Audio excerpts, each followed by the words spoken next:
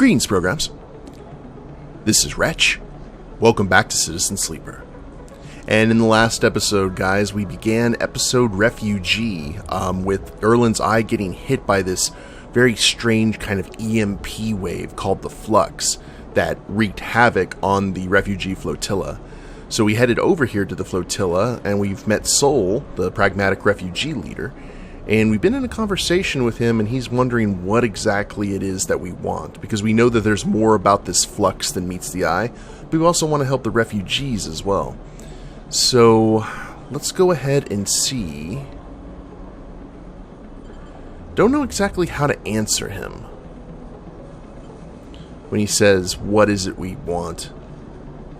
Let's go ahead and answer a question with a question. What's happening around Ember?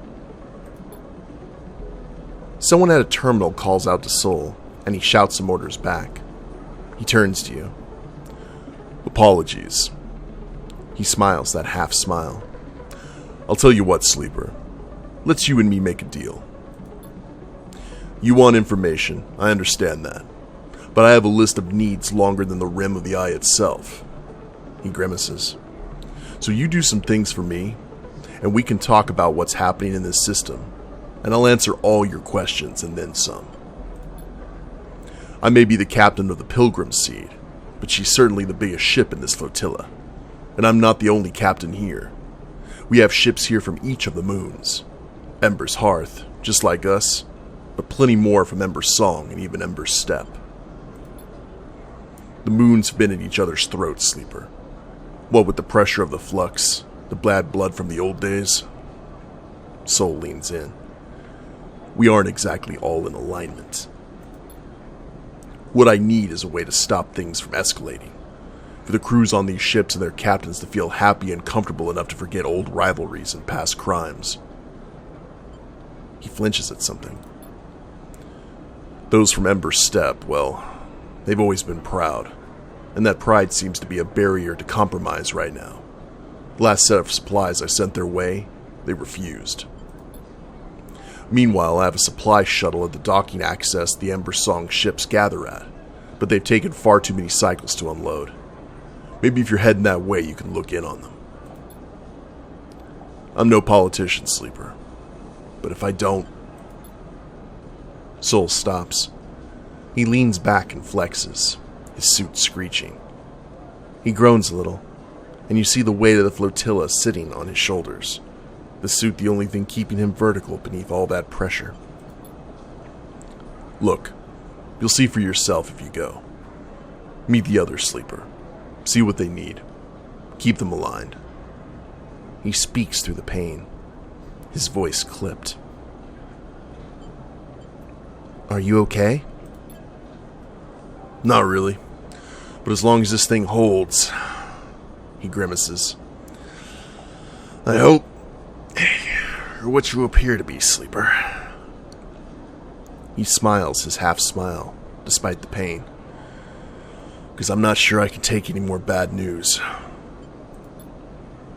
Plus, there's plenty to be done here on the Pilgrim Seed, too. If you have a moment to pitch in. There's never enough around here. That's something I've learned the hard way. Sol settles onto his cane, the pain visibly receding. Alright, I have 1,000 things to attend to now, Sleeper, so you'll have to find your own way out. And with that, Sol sits at his terminal with slow and careful movements. You head back down in the freight elevator, and as you do, you see again the layers and layers of chaotic life this vessel, and all the vessels of the flotilla, hold. Whoa, I don't know if you guys heard that static right there. That was weird. Okay, so we got some new drives here. We have to wait for PK to get done. Okay, the Aki, the Ember Step refugee, and the docking access to the Ember Song hub. So we basically got our mission brief here. So Pilgrim Seed support. Even Sol's own ship requires help. but figuring out what jobs need doing first and who to help is a challenge. Stability in the flotilla means relieving the pressure on the refugees from all 3 moons of Ember. Whether Eshe got her supplies through the cordon or not, Pilgrim Seed and the Hearth refugees on it desperately need help. So I guess how far we were able to go with Eshe during the Flux episode, we're halfway done with this already, which is nice. Pilgrim Seed supply. Food is an issue on the Pilgrim Seed. Even with agriculture aboard, a supply of Matsutake will help fill the gap. Hey, I've got a lot of Matsutake. We'll go ahead and take care of that here in a second. Let's look at the docking access here. Unload supplies. Sole shipment of supplies sits partially unloaded, the crew absent. If you want to help, the best way would be to finish the job. Alrighty.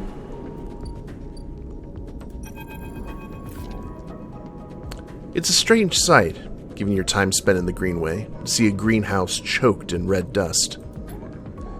It piles up along the edges, gathers in curving waves, and is carried by some unseen wind to whirl in front of the glass ceiling. It is a desert in miniature, a captured landscape of iron-rich sediment and unseen life.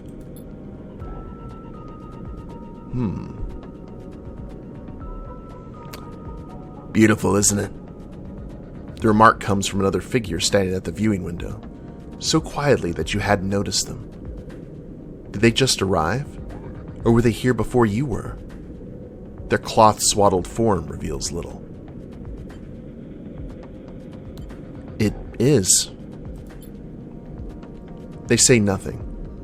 You catch a glimpse of a pale face among the thick material, dark eyes glittering in the red reflected light. Oh. They turn to you as the dust swirls. Aki. They smile a tight smile. You're not from the Flotilla, am I right? I live on the Eye. But that is not where you are from. She stares into the greenhouse. Everyone is from somewhere, whether they wish to be or not. The red dust glitters in her eyes. Whether it's a good place to be from or not. Aki gathers her cloak around her shoulders against the cold. So what brings you to the Wind's Long Shadow? Wind's Long Shadow? The ship. Aki looks at you curiously. Do you often wander around ships you don't know the name of? You are a strange one. Aki raises an eyebrow. I don't know whether to report you or send you back to where you came from. She smiles to herself, which is nowhere at all. You glance around the empty corridor, suddenly unaware of how quiet it is on the ship. I don't know what that's static. Okay. Sorry about that. Basically, I just had a bulb fry out above me, and that's what that static was. I don't know if you guys could hear that, but I think we're still going. Looks like we're still recording. Let me double check and make sure everything is still good. Okay. I think everything's still good. So we'll get back. Unlike the other ships you've been on, the Flotilla, there's a silent order to the Wind's Long Shadow, and in this moment it feels unsettling. Where is everyone? Aki waves a hand. Asleep mostly. It is night on step, and so it is night here. She rubs her shoulders. At least for those of us who can sleep. Step? Ake turns away, irritated, eager to change the subject.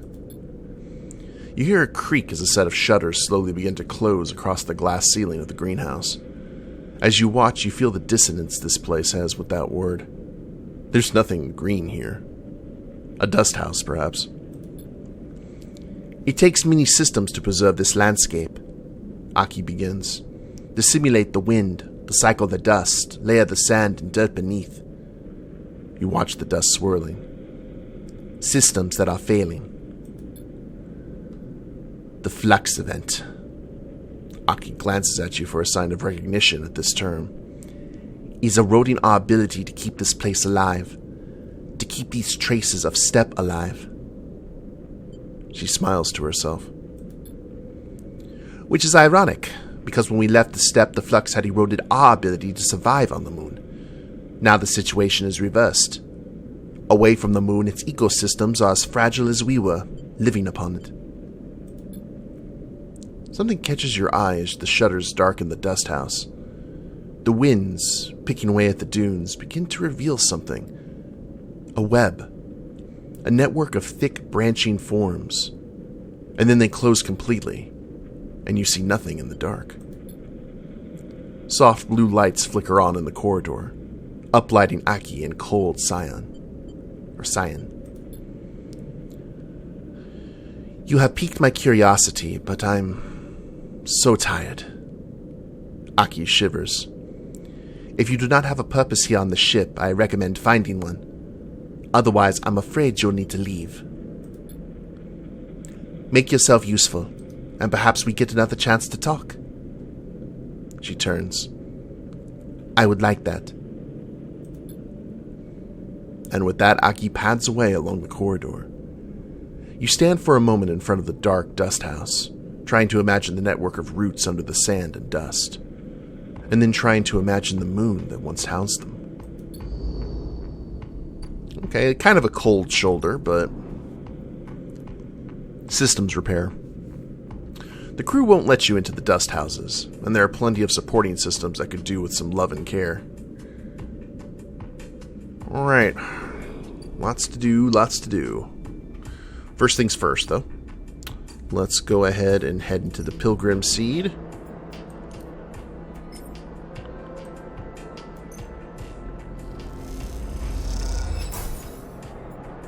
Ooh, look at that. Okay, we get 2.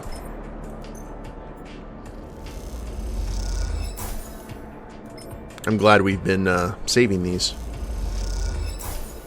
See, look at that. We're already halfway done with what we needed to accomplish. Actually, this will go ahead and complete it.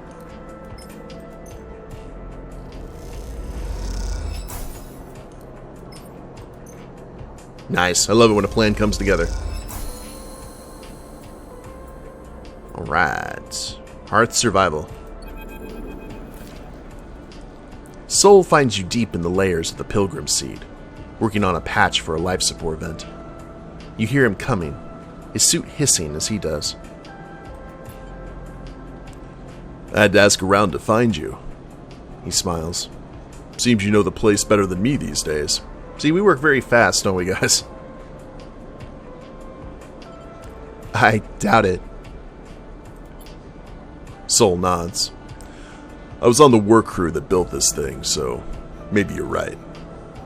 He winks. Soul holds out a hand.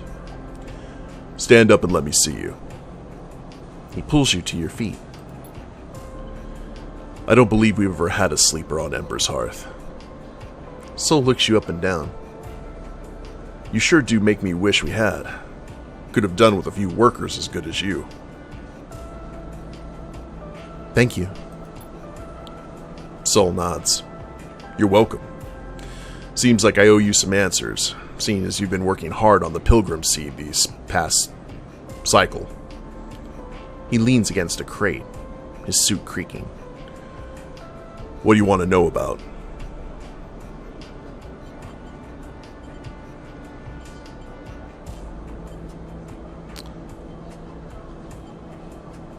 You. Or no, I don't know. We need to ask about the flux. The flux. Soul sighs. Well, that's what I imagined. He scratches at his beard. I can't say I'm an expert, but I can tell you what we witnessed on Hearth. At first we ignored it. A few farms had their automation systems blink out. Lifter suits locked up. Bots reset their schedules. Nothing we hadn't seen before.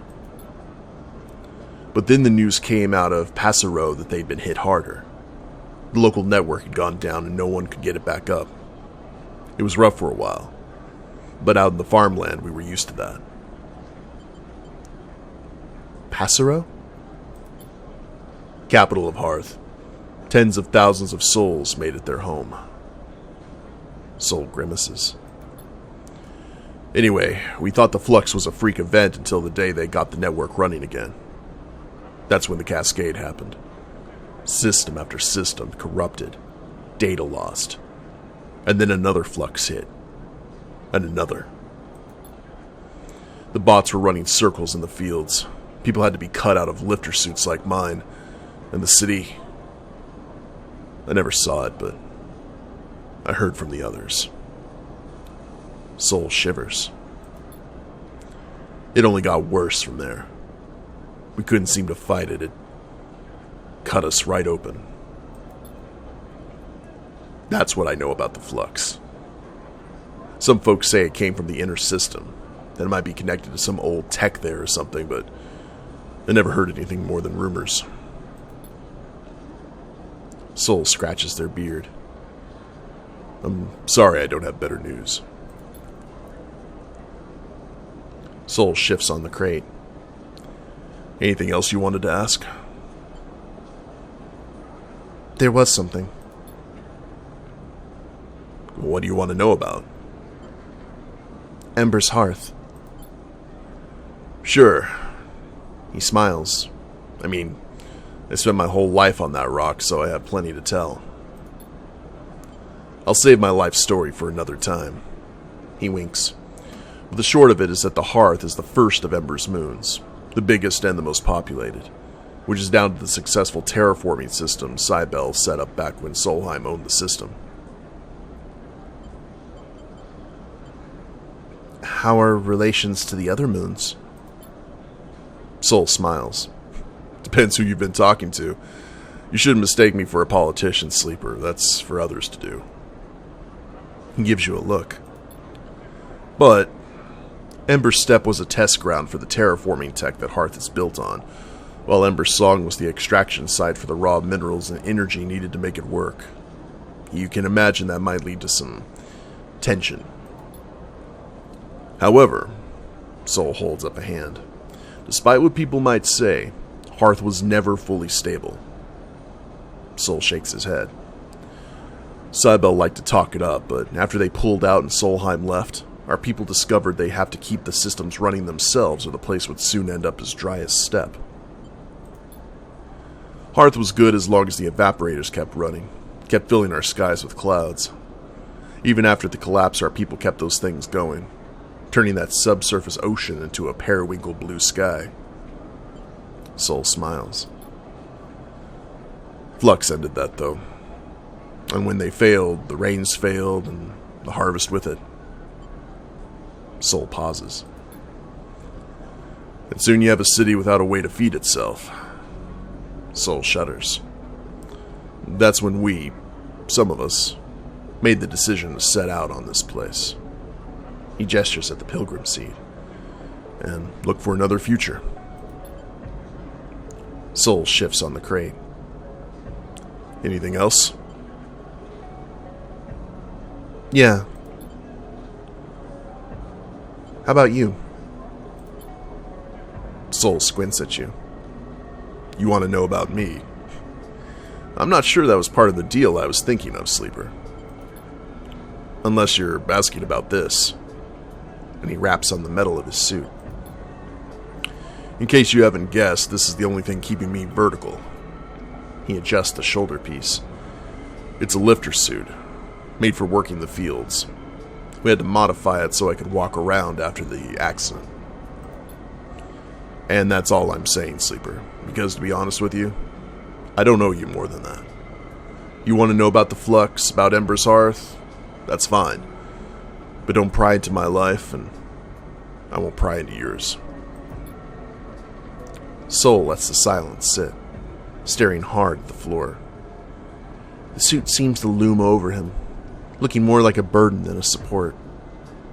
With the bars around his head, you suddenly start to think of it as a cage. Look, I don't mean to be rude. Let's leave it there. There's too many eyes on me on this ship as it is, and I'd rather just slip into the background. Thank you very much. Soul shifts on the crate. Anything else?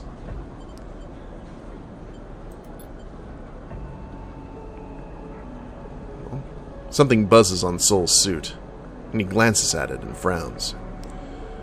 Looks like time's up, Sleeper. Soul stands, flexing against the suit. He takes his cane in his hand. You keep it up, Sleeper. He smiles as he leaves. You're making me think I need to start making new plans for this place. And with that, Soul leaves. And you wonder what he means. As he creaks away down the corridor, you can't help but feel there's more to him than it seems. Cool. So anything going on here on the speed? Nope. So that means we can throw all of our efforts into the other two ships. I like it. So let's go ahead and travel over to the Emphasis stall. We'll get ourselves some grub.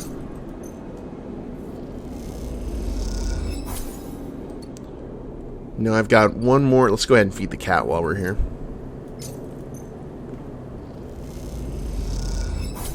Aha.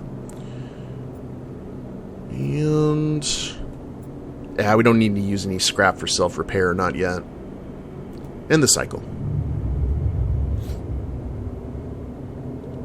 Those mushrooms really made a difference. Ew. No, I don't like that. That is a bad dice day. Well, we'll use the 4 for sure, and then re-roll the rest, I think. And we're 2. Systems repair for interface. Well, that is kind of our specialty.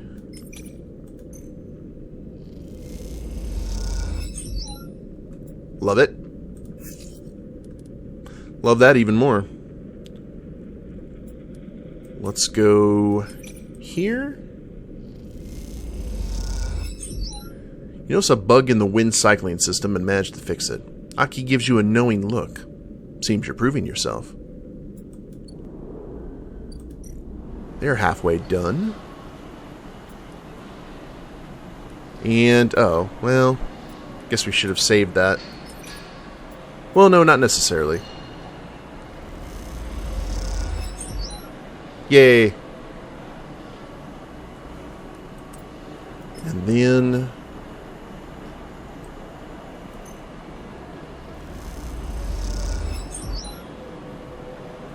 someone comes to help you unload for a while, making the work go quicker.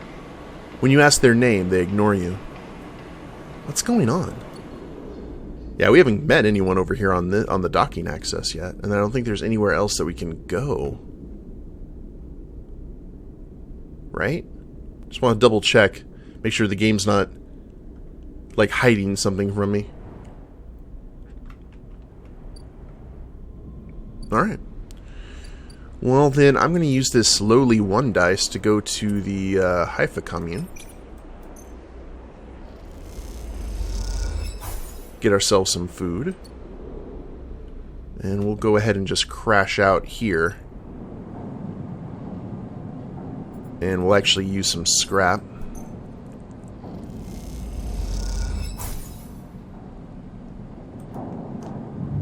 Call it a day, and we should be able to finish everything that we can, and then we'll just be waiting on PK. Much better. Yeah, PK's got 4 more cycles. I figure we're going to be talking to Aki once we're done, so let's go ahead and finish this one up.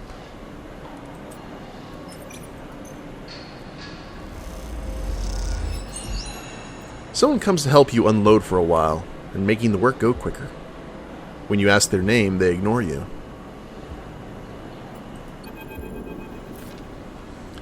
There's a loose crowd around the supplies you've unloaded. and a tense mood brewing among them. You sit nearby, on the edge of the shuttle's docking tunnel, resting. Further away, crews from Ember's Song continue their lives as usual, coming and going, trading, discussing. There's a quiet efficiency to the hub, set up as a common space for the swarm of small ships from Ember's Song that are part of the Flotilla. Unlike Hearth or Steppe, there's no one capital ship for this moon's refugees, just a mass of individuals traveling in concert. We told Hearth we didn't want their scraps. The jeering voice comes out from the small crowd nearby.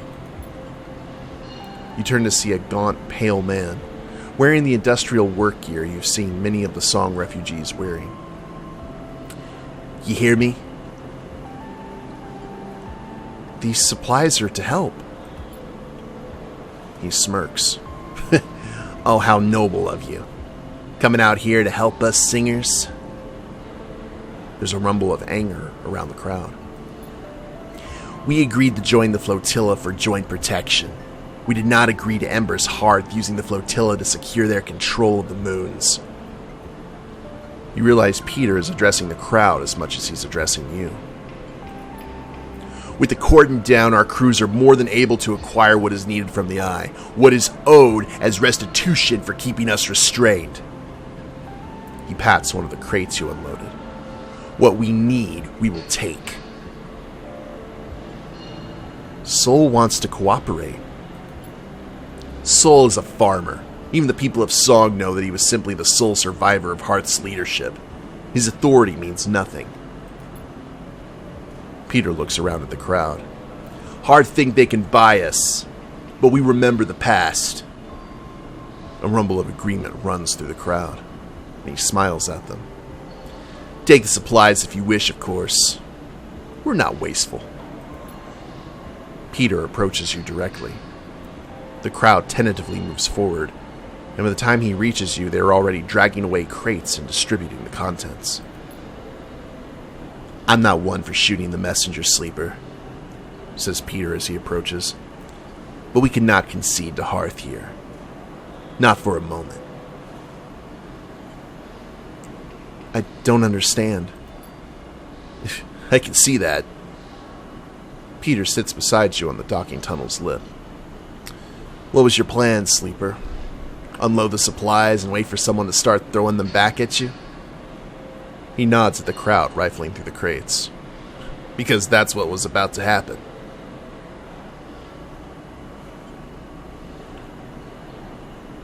So I should thank you?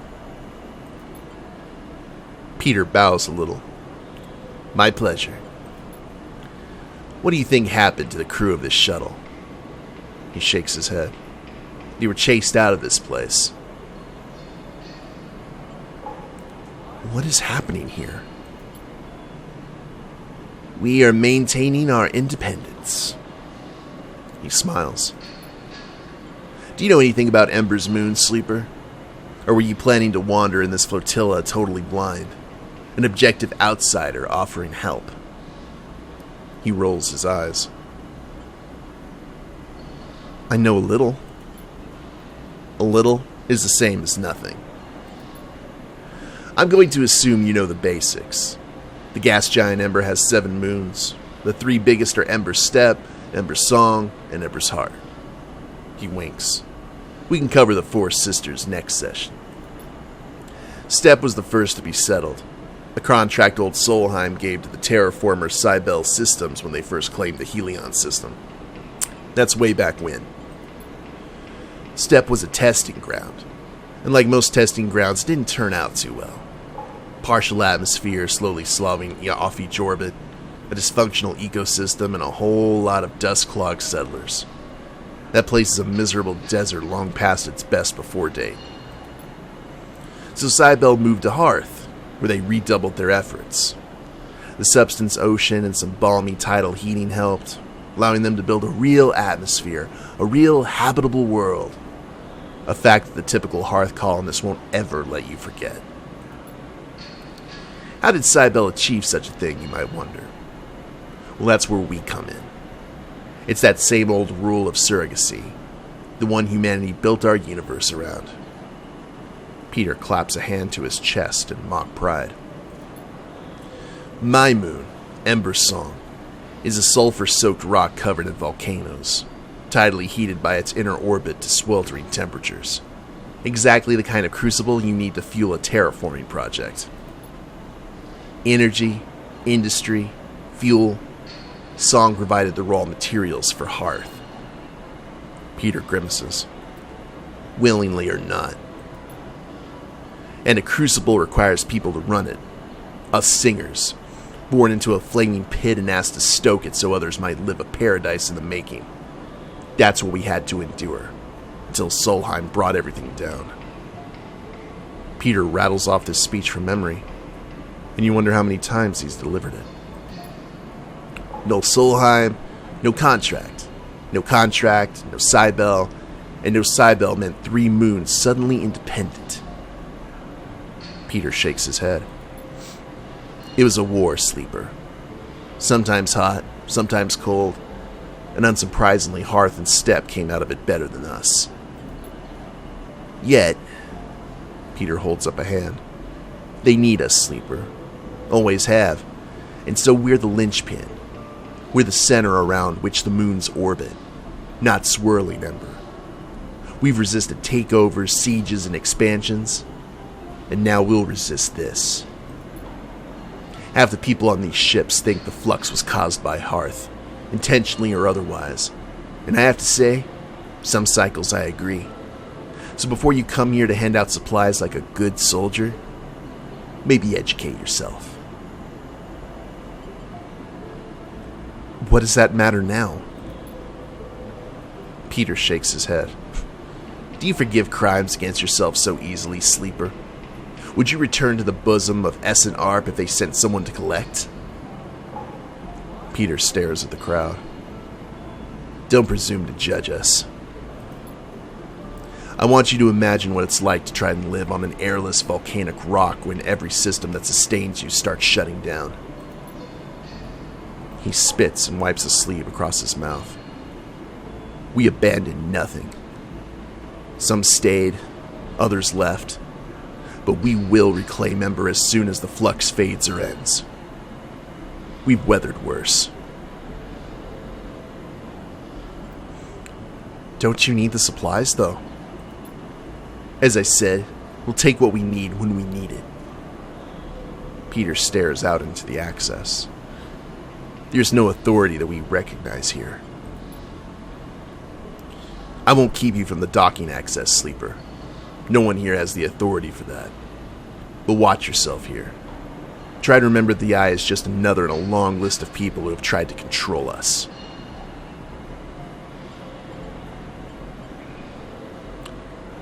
I understand. Peter nods. Well, then let it guide your actions. Look, we're many, and we have many needs. Ships come to this docking access for repairs, for requisitions, for friendship. You can provide these as well as any singer.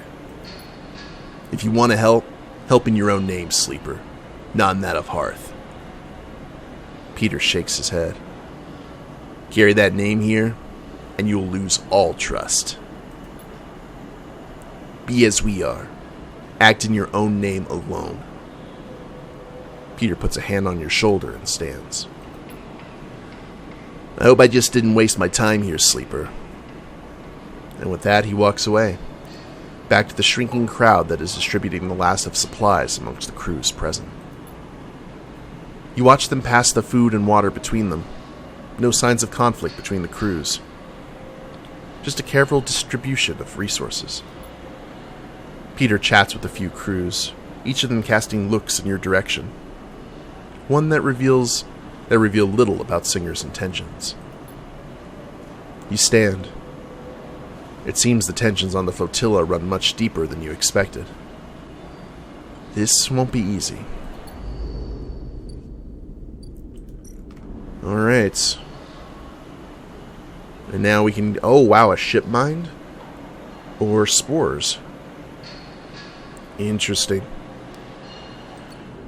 So we do have our work cut out for us. Cool. I like it. It's got a little bit complicated. But we've definitely met some of the players here on the Flotilla. But we'll go ahead and end the episode here, guys. I hope you all have enjoyed it. If you liked it, please leave a like down below. Subscribe to the channel. Leave a comment. That'd be a big help. I will see you next time. Later days, everyone.